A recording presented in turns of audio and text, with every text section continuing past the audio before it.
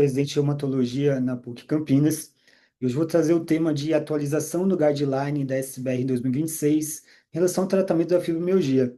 E esse tema é importante, particularmente porque é uma doença com alta prevalência no consultório do reumatologista.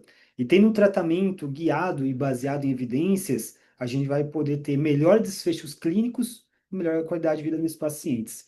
E além disso, um tema importante também, considerando a prova de título, já que a atualização é deste ano, e a gente teve atualização na lei também em 2025 e entrando em vigor em 2026 relacionado a esse tema. É uma doença de alta prevalência, cerca de 2,5 a 5,5% na população geral, tendo uma prevalência maior ainda no consultório reumatologista, chegando a 10, 15, por vezes 20%, sendo a segunda doença reumatológica mais comum, perdendo apenas a osteoartrite. Ela tem um predomínio importante no sexo feminino, com uma idade média de 40 a 60 anos, uma mediana de 54 anos. Até considerando isso, é uma doença que ela está na população economicamente ativa. E já que muitos acabam apresentando incapacidade em relação à dor, acaba tendo um impacto socioeconômico significativo nesses pacientes. Em relação à dor, a primeira coisa importante, né, é entender que esses pacientes eles têm dor. Eles realmente. E diferente do que a gente entende por uma dor nociplástica, que é aquela dor relacionada a um dano tecidual, ou até mesmo uma dor neuropática, que é aquela relacionada ao sistema nervoso, seja central ou periférico. Nesse caso, a gente tem uma dor caracterizada como nociplástica. Ela está relacionada a uma amplificação central da dor, com aumento das vias algogênicas do glutamato, da substância P, e uma diminuição das vias inibitórias da serotonina dos opioides. E dessa forma, mesmo não tendo uma inflamação estrutural estabelecida, é um paciente que tem uma percepção de dor aumentada. E desse modo, até entendendo, né, já que a etiologia é central, não tem como a gente pensar em um tratamento único para esses pacientes. O tratamento ele tem que ser multimodal. Em relação aos critérios diagnósticos, primeiro critério diagnóstico ACR, 1990, um critério basicamente pautado em exame físico. O paciente ele deveria ter 11 de 18 tender points identificados no exame físico, sendo que a palpação deles deveria ter em torno de 4 kg força.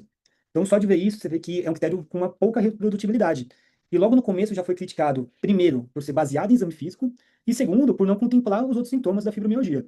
E nesse sentido, o critério foi revisado, critério da CR 2010, e dessa forma acrescentaram as escalas de WPI e SS. A primeira quantificando as áreas corporais com dor, e a segunda avaliando a gravidade dos sintomas. E já nos critérios revisados, tirou-se os critérios do tender points. Naquele momento, a fibromialgia ainda era classificada como um critério de exclusão. Isso foi modificado nos critérios atuais utilizados, a CR 2016.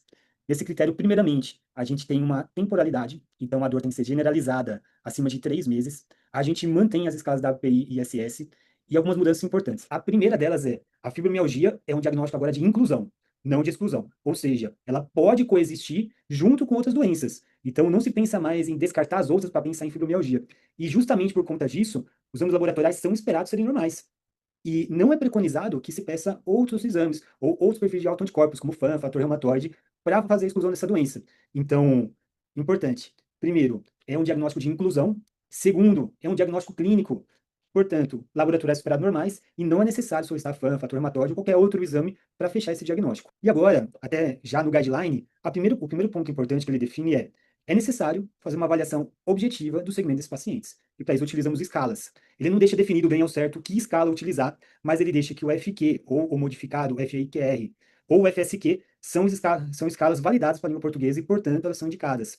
Enquanto o FSQ ele é auto-aplicado, contemplando os critérios diagnósticos da APPI e SS, uma alta reprodutibilidade, o FQR ele vai avaliar a gravidade e o impacto funcional da doença. Ambos são validados, ambos podem ser utilizados. O importante é que se utilize critérios objetivos para a gente avaliar a melhora dos sintomas principais da fibromialgia, de dor, fadiga e distúrbios do sono. E aqui a gente entra no ponto principal do tratamento desses pacientes, que é a educação do paciente. Primeiramente, validar a dor que eles estão tendo. Muitos desses pacientes sofrendo de dor crônica, assim que chegam ao consultório médico mesmo, são invalidados. Isso já quebra toda a relação médico-paciente. Então, primeiro, validar e colocar o paciente como centro do próprio tratamento.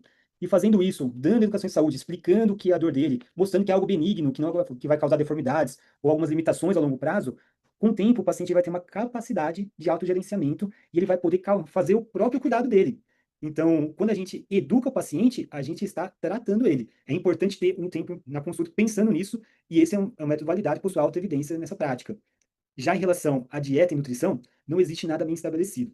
Até tem algumas tentativas, né, de algumas dietas, como dieta do Mediterrâneo, uma dieta rica em proteínas, alguns estudos falando que podem ter uma melhora na dor, mas por enquanto nada tem eficácia comprovada, então só se recomenda uma dieta equilibrada. Apesar disso, a redução de peso ela tem uma alta recomendação.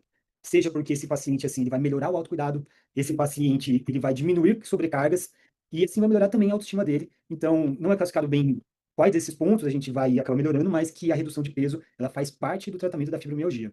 Em relação à sensibilização central, primeiro, né, colocar que a fibromialgia agora é classificada como síndrome, ou seja, existe um conjunto de sinais e sintomas, não é uma doença em si só.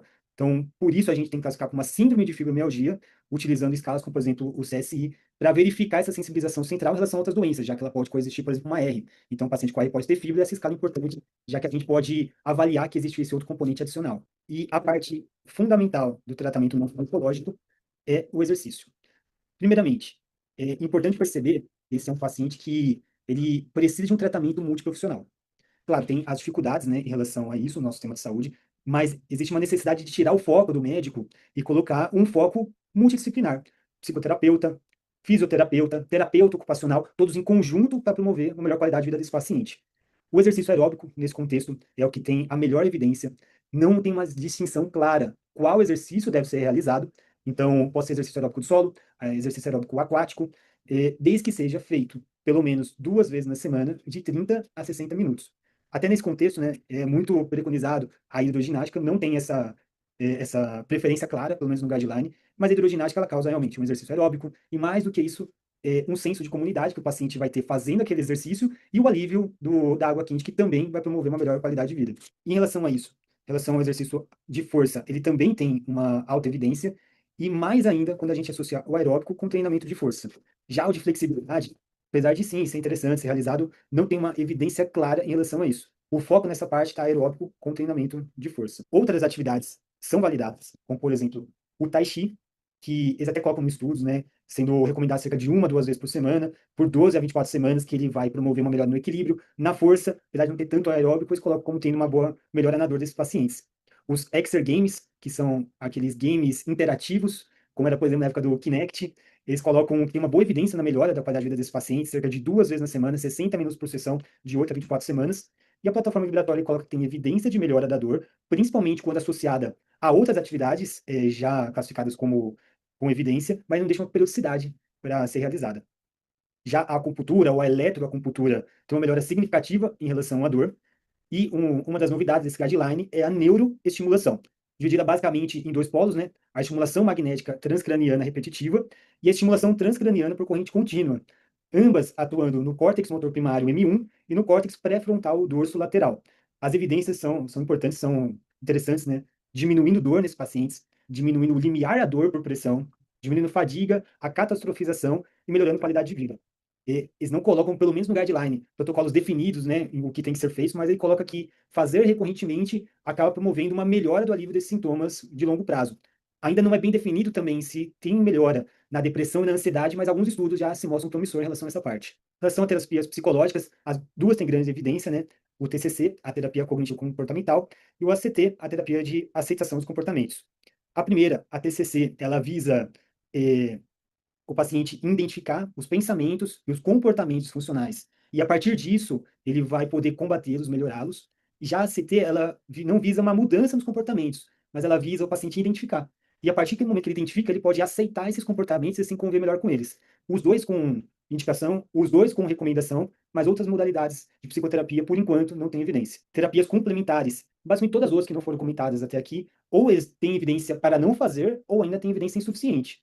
Então, por exemplo, a terapia tradicional chinesa, liberação miofascial, câmara hiperbárica, todos ainda com evidência insuficiente. Já a espiritualidade, a religiosidade, essa é importante, tem um papel fundamental no tratamento desses pacientes, porque pode promover um suporte emocional, um suporte psicológico, uma sensação de enfrentamento da doença, uma sensação de coletividade. Então, essa parte ela é indicada e existe evidências no benefício desses pacientes. Agora, em relação à farmacoterapia, lembrando, a mais importante é a terapia não farmacológica, mas a terapia farmacológica ela vem como adjuvante no tratamento. Em relação aos tricíclicos, triptilina, não existe evidência, pelo menos documentada, em relação a outros tricíclicos, está relacionado a uma ação na via da serotonina e da noradrenalina, com doses recomendadas de 25 a 50 miligramas por dia, melhorando sono, dor e fadiga. Já a ciclobenzaprina faz parte dos laxantes musculares, parecido com o triciclo, tem uma molécula muito semelhante à triptilina, e também parecido com os triciclos, não há recomendação de outros laxantes musculares que não seja a ciclobenzaprina. que a dose recomendada é cerca de 5 a 10 miligramas por dia, preferencialmente à noite. E enquanto a amitriptilina ela tem um benefício documentado naquelas três esferas, né, no sono, na dor e na fadiga, a ciclobenzaprina ela tem evidência de melhorar a fadiga, mas ela tem um benefício principalmente nos pacientes que têm uma insônia importante. Então, o benefício é claro em relação ao sono, melhora essa qualidade nos pacientes, mas ainda é incerto em relação à dor e à fadiga. Mas preconiza que melhorando essa esfera de sintomas, você vai acabar melhorando as outras também. Os inibidores seletivos de recaptação de serotonina, eles não têm evidência. E, apesar da gente usar amplamente na prática médica a fluoxetina, não existe benefício em relação à diminuição de dor. O que é preconizado, principalmente em relação a essa medicação, é que ela vai promover uma melhora na depressão, uma melhora na ansiedade e uma diminuição do ganho de peso. Então, com isso, indiretamente, você vai estar melhorando os sintomas desses pacientes. Mas não existe um benefício claro direto em relação aos sintomas. Já os inibidores duais, eles são recomendados, principalmente a duloxetina e o milnaciclano, esse não tem no Brasil. A duloxetina, com doses recomendadas de 30 a 120 miligramas por dia, sendo o ideal 60 miligramas e doses acima de 120 miligramas associadas a mais efeitos colaterais. Já a venlafaxina e a desvenlafaxina, sem evidências. Em relação ao regulador da dor, né, a pregabalina é o que tem maior evidência em uma melhora da dor crônica, principalmente a partir de 6 meses de tratamento ao tempo prolongado, sendo a dose recomendada em torno de 300 a 600 miligramas por dia. Já a gabapentina para fibromialgia, ela tem evidência insuficiente. E veja bem, evidência insuficiente nesse caso não quer dizer que não funciona, já que ela é amplamente utilizada na prática clínica, principalmente por estar disponível no SUS. Mas ainda não existe evidência consistente de melhora de dor nesses pacientes, sendo a dose preconizada de 1.200 a 2.400 miligramas por dia. Já o tramadol, o naltrexone, também com evidência insuficiente. O naltrexone, até com algumas tentativas, considerando o mecanismo de ação dele, de 0,1 a 9 miligramas por dia, mas ainda sem evidência. E o tramadol, né, existe esse benefício teórico, considerando a ação dele também na via da serotonina e da noradrenalina, mas ainda parece ser benefício modesto, sem evidência significativa. Além disso, opioides fortes não são indicados e anti-inflamatório e analgésico simples também não, no contexto de tratamento de dor crônica. O anti-inflamatório, principalmente porque a fibromialgia, como eu falei, não é uma doença inflamatória. Portanto, o anti-inflamatório não teria benefício considerando o mecanismo da doença. Mas pensando que esse paciente pode ter uma bursite, uma tendinite, ou uma dessas doenças que vão ser tratadas com anti-inflamatório, nesse caso há um benefício do uso, porque melhorando você vai diminuir a amplificação central desses pacientes. Ou analgésico simples, por exemplo, utilizado para promover uma redução temporária da dor, para promover a atividade física dos pacientes. Agora, pensando no tratamento de dor crônica, eles não têm evidência. Outras terapias, né, os canabinoides e psicoestimulantes sem recomendação, existe também essa ideia de uma melhora da dor, considerando ação do sistema endocannabinoide, né, CB1 e CB2, mas ainda não teve evidências consistentes e significativas em relação à melhora de dor. Até eles deixam, né, escrito que, provavelmente por não ter tido uma dose já delimitada em estudos, uma dose certa, ou até mesmo um balanço de THC e CBD, mas de qualquer modo, por enquanto, sem recomendação. Assim como terapias endovenosas, seja lidocaína e ketamina, que podem até promover um alívio sintomático no curto prazo, mas ainda não é definido uma melhora no longo prazo, portanto não é recomendado. E hipnóticos, como benzodiazepínicos, também proscritos, sem nível de evidência nesse caso, porque ele não vai melhorar e, além disso, pode ter uma adição secundária ao uso dessas medicações. Agora, uma questão da prova de título do ano passado em relação a esse tema, né? E aqui a gente tem uma mulher de 45 anos com dor articular e muscular difusa há 3 anos, sem rigidez, forte intensidade, associada a fadiga e sono não reparador, obesa, relata bloqueio atrioventricular de segundo grau há 2 anos, em acompanhamento no cardio, não realiza atividade física, humor deprimido, está em psicoterapia. Qual fármaco é mais indicado? Aqui provavelmente existem várias formas de fazer essa questão, cada um pode fazer de um jeito, mas um dos guias para fazer é em relação ao que ele traz aqui do bloqueio atrioventricular. Olhando primeiramente as alternativas, fluoxetina de cara está fora, considerando que o inibidor seletivo não tem evidência nesse tipo de paciente.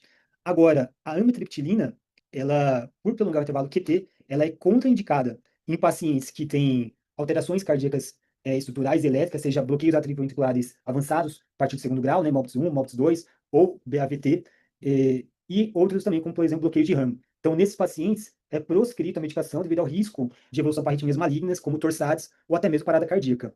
A ciclobenzaprina, lembra que eu falei, ela é parecida, né, uma molécula parecida com a amitriptilina, acaba tendo a mesma contraindicação nesse contexto. E isso aqui é importante também, porque apesar de haver essa contraindicação, não é necessário fazer um eletrobasal antes da prescrição dessas medicações, exceto se o paciente tiver fator de risco ou cardiopatias estruturais documentadas. E nesse caso, então, a gente elimina a amitriptilina, ciclobenzaprina e fluoxetina, ficamos com a resposta do duloxetina. E aqui, por fim, falando da parte legal, a Lei 15.176 de 2025, sancionada em julho do ano passado e entrando em vigor em janeiro desse ano.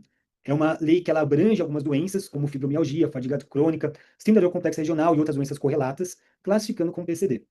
E dentre as discussões que poderiam ter, eu acho que é mais relevante nesse contexto aqui nosso, nesse momento, é entender, primeiro, se todo paciente com fibromialgia vai entrar nessa parte do PCD, e se é a gente que tem que fazer essa classificação. E a resposta é não. Olhando a lei, no artigo 1º, item C, está descrito: a equiparação fica condicionada à realização de avaliação biopsicossocial. Ou seja, o que cabe a nós? Cabe a nós fazer o diagnóstico da maneira correta, baseado nos critérios da série 2016. Cabe a nós fazer o tratamento correto, baseado nas evidências, fazer avaliação com as escalas para ver como está progredindo, e a partir disso documentar para o perito avaliar a incapacidade desse paciente. E o perito vai ter uma avaliação multimodal com outros profissionais que vão avaliar esse paciente. Ainda não está definido em critério de leis como vai ser essa avaliação multiprofissional, mas está definido que vai ser isso. E eles vão avaliar a incapacidade desse paciente. E caso confirmado, ele vai entrar no Estatuto PCD, a Lei 3.146 de 2015, ganhando alguns benefícios de acordo com isso. Então, não é todo paciente com fibromialgia que vai se enquadrar na lei, e a avaliação é feita por um médico perito, uma equipe multiprofissional, e cabe a nós fazer o que nós temos que fazer, que é diagnosticar, tratar e relatar isso para as pessoas que vão fazer essa avaliação. É isso que eu tinha que falar hoje. Espero ter ajudado, auxiliado e contribuído no conhecimento para vocês. Muito obrigado. Meu nome é João.